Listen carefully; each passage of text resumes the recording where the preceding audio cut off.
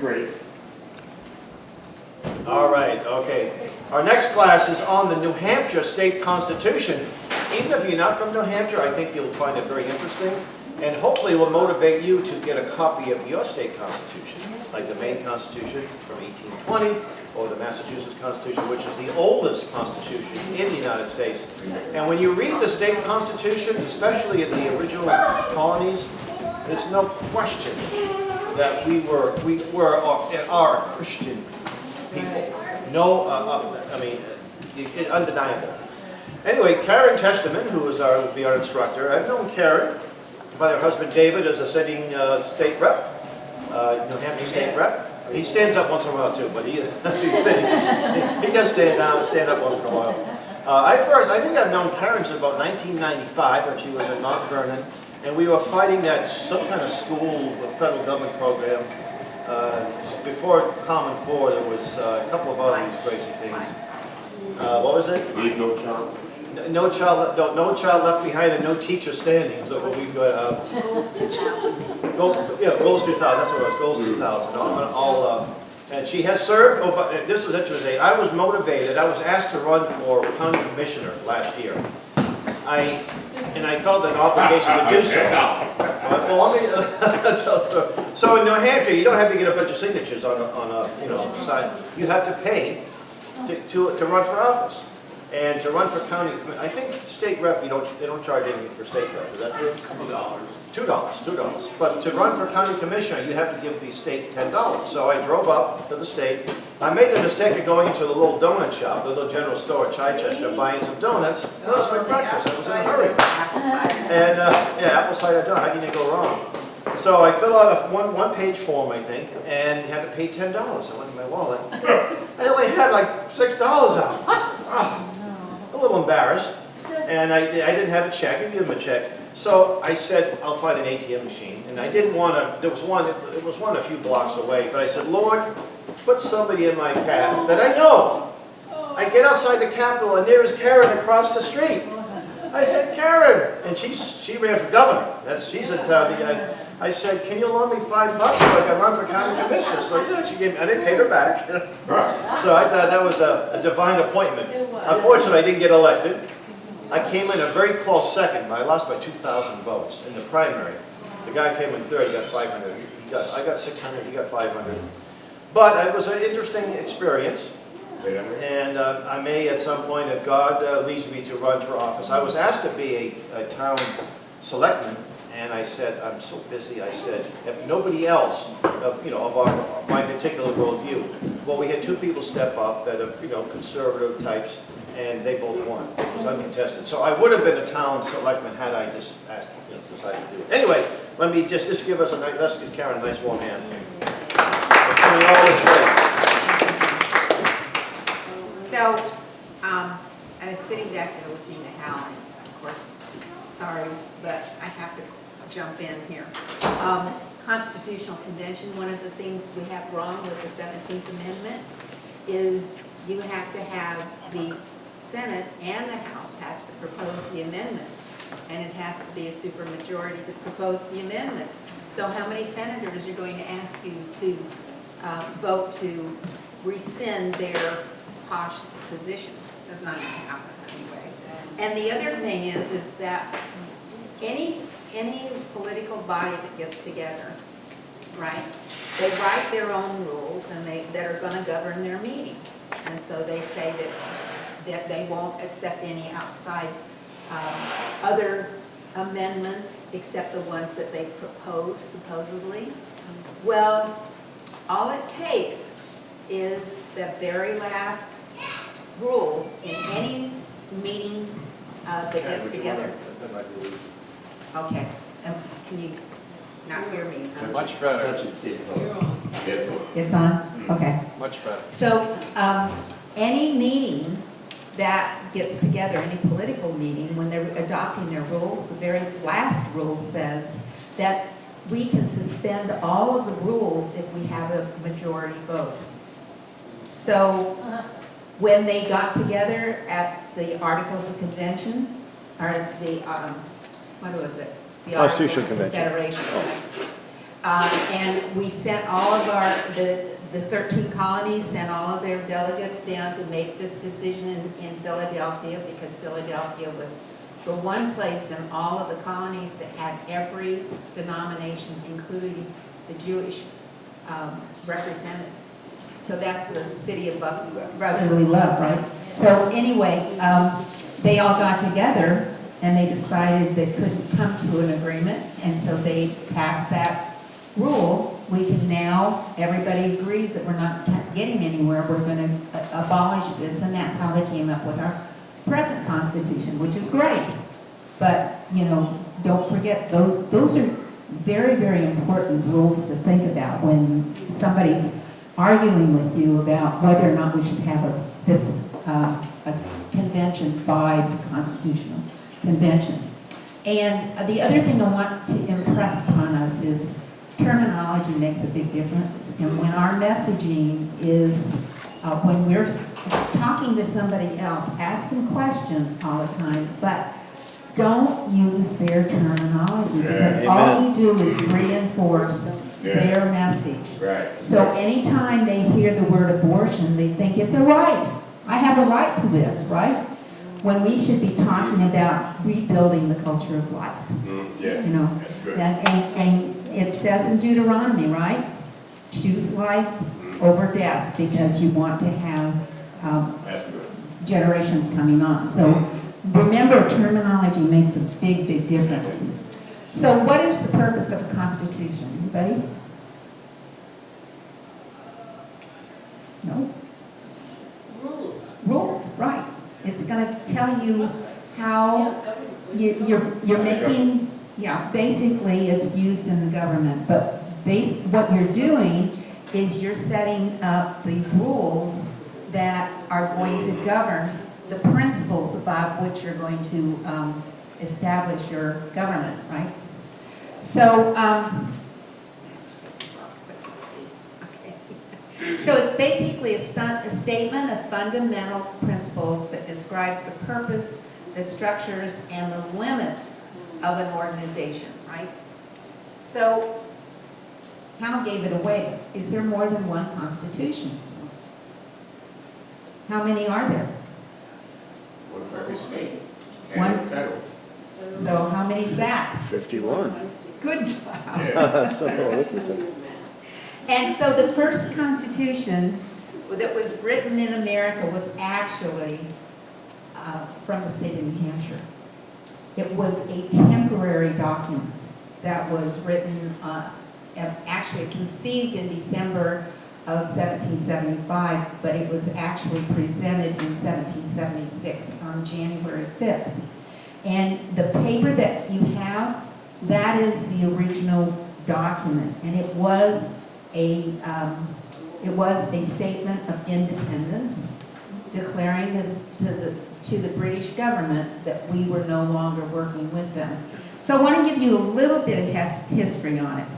In 1640, in New Hampshire, or what was the territory of New Hampshire at that time, there were actually 4 towns. The Strawberry Bank, which is now Portsmouth. You had Exeter, Dover, and Hampton. And each of those towns governed themselves. They elected their own officers. They wrote their own laws on what was acceptable and not acceptable. But where was their influence? It was coming from the British government, because they were still part of the British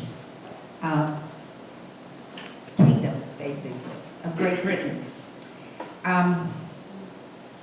Now, where did they get their fundamental, or where did we get our fundamental ideas for our Constitution? The Bible was fundamental. Fundamental, because if you look at our Constitution, federal Constitution especially, you will find that almost all of, a good percentage of what we do, the construction of having representatives in leaders in each area that were a leader, basically, and then they would appoint other people to do break it all up, because when you start looking at the numbers that they had in each of the tribes, what, 66,000, 70,000 people, then, and those were only counting the men, so there were a lot more people, but in order to control it, you had to break them up into smaller groups, so that's one way. One of the other things is that we, in order to convict anybody of anything, right, what did you need? 2 or 3 witnesses will justify it, right? Not one person, but 2 or 3 witnesses. So, and then they had the Magna Carta. Who knows about the Magna Carta? Anybody? Ever heard of it before? Okay. Written back in 1215. It was to limit royal oversight, right? And so no one was above the law, not even the king. Then the other thing was that the people would be the ones who would establish how revenue was collected, that's the word. And that you would have a jury by your peers. So what do we do today, however? It's a jury. So they trick us by saying, oh, well, you'll have a trial jury, or a jury trial, not a jury by your peers. So whenever you agree to anything, make sure that it's a jury by your peers. Because the other one, then they can select anybody to, and that what they do is they do go out and they say, oh, well, this person will give us a decision because of who they are, more likely to favor or be against whoever's, whatever the decision is. So in 1640 was when a lot of people, well, they came over on the Mayflower in 1621, but then in 1630 there was a bigger influx that came in from Europe overall, right? And they, between 1640 and 1680, New Hampshire would, sometimes we'd be independent and sometimes we would be part of the Massachusetts Bay Colony. And the reason being that you had the Indians here, and sometimes they felt threatened by the Indians, so for security they would join together with the Massachusetts Bay Colony. So now there's another thing that has come up, and Hal mentioned it with federal dollars having those chains attached to them, right? So one of the things that I keep thinking about is, okay, where did we as parents give up our responsibility for raising our children? Because that's a big issue today, right? He who pays the piper calls the tune. Yeah. Where in the world did we start giving up our responsibility? Where did it sneak in that somebody else could pay for our education, and therefore we don't have control? So if you go back to 1647 with the what's it called, the Old Deluder Satan Act, right?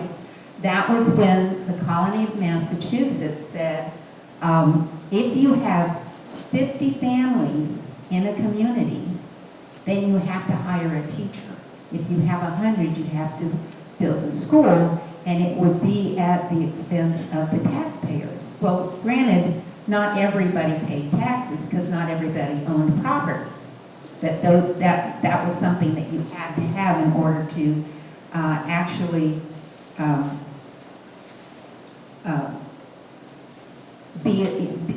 in order to be able to vote. So in 1679, September 18th of 1679, the king, I think it was King Charles II, declared that New Hampshire would be their own entity, and they would have property that they could then distribute amongst their people. And at that time, there were 12,500 people living in the area. I forgot how many towns, but the towns had grown by that time, right? Interestingly enough, in order to be a voter, however, you had to be a free man, not woman, not child, but you had to be a free man. You had to be a Protestant.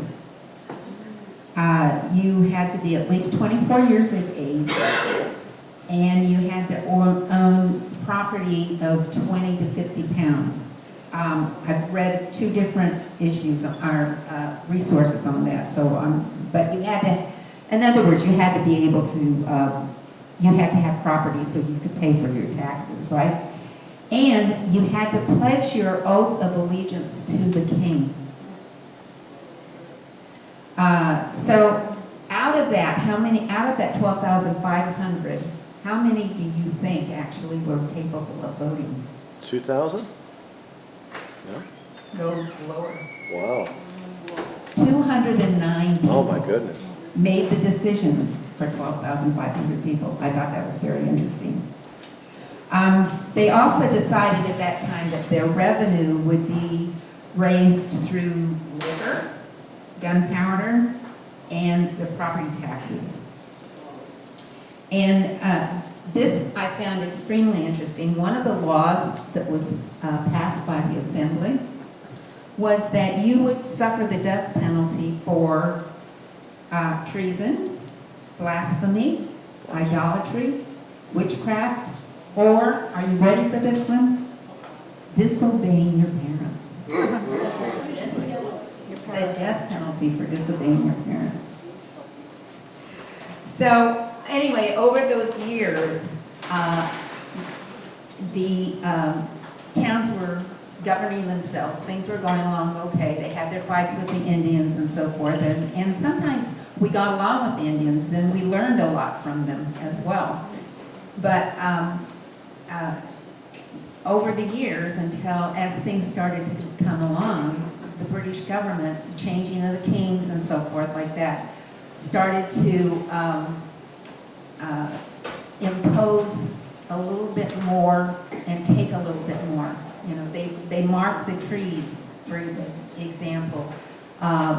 They would mark the trees so that they would be the masts for their ships. And the king would say, this is all our territory, so I'm claiming them. And what happened in Ware, New Hampshire, was, what was his last name? Mishash, it's a funny name. I forgot the last name anyway. Ware, where is his last name? W-E-A-R-E. Said, I'm not doing it. We're not doing it. And so that was the Pine Tree Revolt, and probably the predecessor to the Tea Party Revolt too, as more and more taxes were imposed by the crown without the people's consent. So anyway, so that's what led to December of 1775, when New Hampshire people said, okay, we need to have a temporary document. They only expected it to go through until they had established with the crown that they were not happy with what was going on, and they won their independence from the crown. So they only expected it to go through the conflict. It was only after the Revolutionary War that they decided that they had to reassemble and write the New Hampshire Constitution, which wasn't done until 1783, and then ratified in 1784. Now, what's unique about New Hampshire is that we were the first constitutional convention, because we were the first ones to gather together to actually write a constitution for our state, although it wasn't ratified until after others were ratified. If you look at the New Hampshire Constitution... That was the first one in the world, though, right? Right. Yeah. Right. If you look at the New Hampshire Constitution, there is no preamble. The first part of the Constitution is what? The Bill of Rights. They wanted to make sure that the individual had that they stipulated exactly what can be expected for the individual. These were our protected rights. They weren't given to us by the government and all. It was what they were telling the government. we will have these rights and you will not overstep them, right? That's good. So you'll notice if you go through and actually read, there's 39. So, and one of the reasons that New Hampshire would not sign on and was the last state to sign on to ratify the U.S. Constitution was because there was no Bill of Rights. So when they added the 10, and the 10th Amendment was the most important as far as the state of New Hampshire was concerned, because anything that we didn't allow the federal government to do was left to the states and her people. So that's a very important thing, I believe. And so the second part of the New Hampshire Constitution then establishes the form of government. Now, there were 3 branches, right? There's the executive branch. And in New Hampshire, again, we are unique in that we have a governor's council that actually operates. And the governor's council is, the state is split up into 5 different regions by population, and they are elected by the people.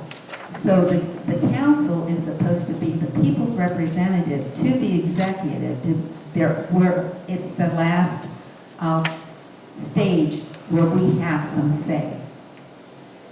Then we had a representative that was supposed to represent every town, and when the number of towns and the population got to the point where it was, or the number of towns, they started to exceed the ability to sit them in the state house. That's when they limited the number of representatives, and they started to say, okay, we're going to divide our population and by the number of seats, and so they limited the number of seats at that point to 400. We're the 3rd largest legislative body in the world, superseded only by the Parliament and the U.S. government. Right? We have 24 senators, our 5 executive counselors, and our governor, all of whom are elected for 2-year terms. Now, we have a situation, it's kind of interesting, where we have had laws that have been passed that are unconstitutional. They are not allowed by the Constitution, so therefore they should not be being enforced or being advocated at all. But and I'll go into that in a minute. One of the other things is that the judiciary is supposed to offer its opinion about the constitutionality of the question that is in front of them. It's not to establish a law. So and this is even true with the U.S. Constitution, when the court presents its argument or its opinion, it's up to the legislative branch and to the executive branch, which are supposed to be checks on the judiciary branch, just like the judiciary is supposed to be a check on the executive and the legislative. We are supposed to turn around and say, at some point, what your opinion is, we either don't agree with it or you're overstepping your bounds, which they did in Roe v. Wade, which they've done in a number of different situations. So remember, they're supposed to offer you an opinion about the constitutionality of the question before them. And it's really important to look at the question, because a lot of times it doesn't always, we hear from the media, this is what it's all about, and we find out later that if we really went through and read it, we can understand why they came up with the decision they came up with. So, and the other thing is that early on, our judiciary used to go back and look at Black's Law Dictionary, the Bible, the Maxims of Law, the Magna Carta, and those books. I can't think of the man's name, but there's a little teeny tiny book that's about the law. And Frederick Bostia. thank you. And Vattel's Law of Nations. right. Exactly. And they would refer to those to come up with their decision. Well, now you hear all the time about precedents. And what does precedents do? If they made a mistake in interpreting their decision at that point, and you rely on that particular decision, a lie told often enough becomes reality, right? So that's where we have to start saying, no, we don't want precedents. We want you to go back and look at those founding documents and come up with your own decision. Amen. And that's what we have to do. The other thing that is unique about New Hampshire's Constitution is Article 10, Part 1, Article 10. Part 1, Article 10 reinforces what our Declaration of Independence says, that when tyranny has become the law of the land, so to speak, the government is being tyrannical, what are we supposed to do? Just sit back and just watch it go by? No. Accept it? No. We have not only the right, but we have the duty to step up and reform our government. So one of the things that we're finding in New Hampshire now is, how many people think that the election in 2020 was valid? No. No. Joe Biden does. Oh, a lot of people do. I don't But, even think he does. You're probably right. well, we're not even sure he's alive. But anyway, so the interesting thing is that if you look at New Hampshire's voting laws, some of our voting laws are not constitutional. Back at the World War II, when we had men and women that were overseas and they couldn't exercise their right to an opinion during elections because they were deployed, the state of New Hampshire decided that we would now have an absentee ballot law. So they proposed an amendment to the Constitution and allowed for absentee ballots if you were absent from your community and you couldn't vote, or you were ill and you couldn't vote. And if you were ill, technically you were supposed to have a doctor's statement, an affidavit in essence stating that that was what it was. Well, when that magical bioweapon COVID came into existence, the legislature of New Hampshire passed a law that said basically if your babysitter didn't show up, if your employer wouldn't let you come to work, or wouldn't let you off of work, if you didn't feel well or whatever, there were several different reasons that you could now get an absentee ballot. But it didn't go through the constitutional amendment process. So we believe that that is an invalid law and should not be allowed to be enforced. Interestingly enough, the absentee ballot percentage was about 4% statewide. It went to 36% in 2022. So that's one instance. Another instance is that we found out that you're supposed to have an affidavit on your absentee ballot. And in essence, there are 5 people. A justice of the peace, a notary public, the selectman, the clerk of the town, or there was one of the moderator, could in essence issue an affidavit. Well, what is an affidavit? It is a witness of 2 or 3 people that this is what's going on, right? So technically, according to the law, you're supposed to have that affidavit, which means that this is the scenario. You have Reverend Kraft says, I can't be there. So he gets his absentee ballot in the mail. He has this other person, the selectman or the justice of the peace or whoever, is going to sit there and say, yes, I see you opened up the envelope. your ballot was blank on both sides or on one side. I watched you went ahead and marked it, you folded it, you put it back in the envelope. And I know that you are who you are because I've already checked your credentials. And I'm watching you sign day outside of this envelope. And I'm going to sign that I watched you do all of this and verify that you did. And then you're going to put that in an outside envelope that you mail to the community, right? To the clerk.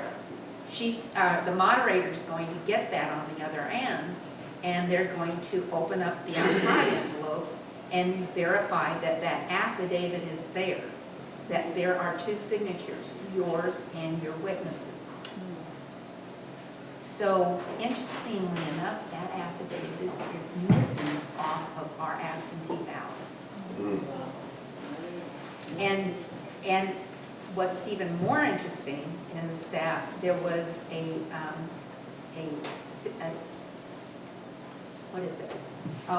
executive council meeting where they were getting ready to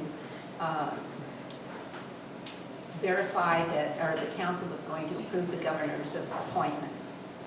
And this was brought up in the testimony. And one of the executive counselors asked the Secretary of State if the affidavit was on the absentee ballot. And he said, it hasn't been there since I have been in the Secretary of State's office. 20 years. So for 20 years, we've had the ability to stuff our ballot boxes. This is something that we have to clear up. And one of the reasons that it's really, really important for you to know your own Constitution so that you know what's supposed to be happening.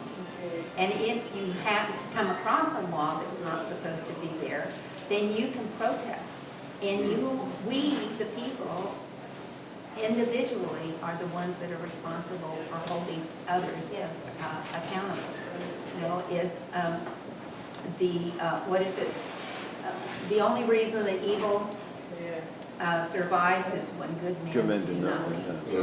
And our big problem right now is making sure that every one of us understands what our responsibility is as far as our government is concerned. And not everybody's going to go to the State House. Not everybody's going to run for office. Not everybody's going to be in a position of leadership or elected there.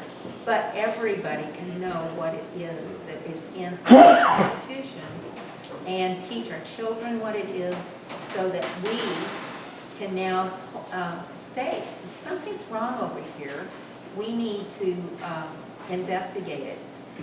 The other part of the investigation, however, is mentioned in the 5th Amendment to the U.S. Constitution, which says that under a presentment, the grand jury can take action, right? So what is a presentment? It's a finding by a grand jury. The grand